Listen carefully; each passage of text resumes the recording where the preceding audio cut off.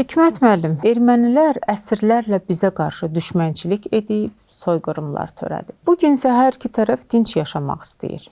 Amma cəmiyyətdə ermənilərlə necə dinc yaşamaq haqqında aydın təsəvvür yoxdur. Sizcə bu mümkündürmü və onlarla münasibəti necə qurmalıyıq? İki stat gətirək və bu iki statı ümumiləşdirək. Birincisi, biz Qərbi Azərbaycan avtomobillərimizdən qayıdacağıq. Azərbaycanlılar harda, sərhədlərimizin o tayında da Azərbaycanlılar yaşayır, bu dildə danışırlar. Amma onlar hamısı öz ölkələrinin ləyaqətli vətəndaşlarıdırlar və heç vaxt separatçı olmayıblar. Cənab Prezident oktyabr ayının 3-də Elmlər Akademiyasının 80-lik yubileyində bunu dedi. Birinci formula budur. Biz qayıdacağıq, qayıtmalıyıq.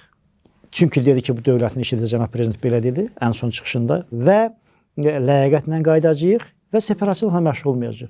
Sadəcə öz hüquqlarımızı tələb edəcəyik. İkincisi, mənəvi çərçivə nədir?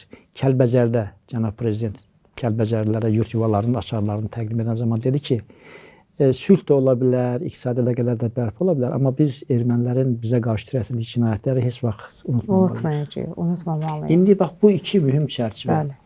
həm hüquqi siyasi, həm mənəvi çərçivə içərisində nə mümkündürsə o şəkildə davranmalıyıq. Çətin olacaq. Çünki bizi çox yaralar vurublar. O yaralarımız hələ tam sağalmıyor. Doğrudur.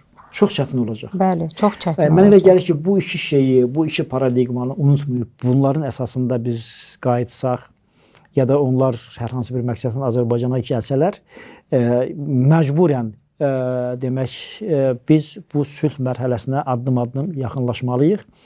Elə dövlətimiz də o siyasət həyata keçirir. Bilirsiniz, ekspertlərin mübadiləsi, getməkləri, gəlməkləri. Amma əlbəttə ki, heç bir halda, heç bir şey əvvəl kimi olmayacaq. İkincisi, biz özümüz bunu dərk etməliyik. Biz özümüzü yenidən milli süzgəçdən keçirib, yenidən özümüzü milli kimliyimizə qovuşturmalıyıq.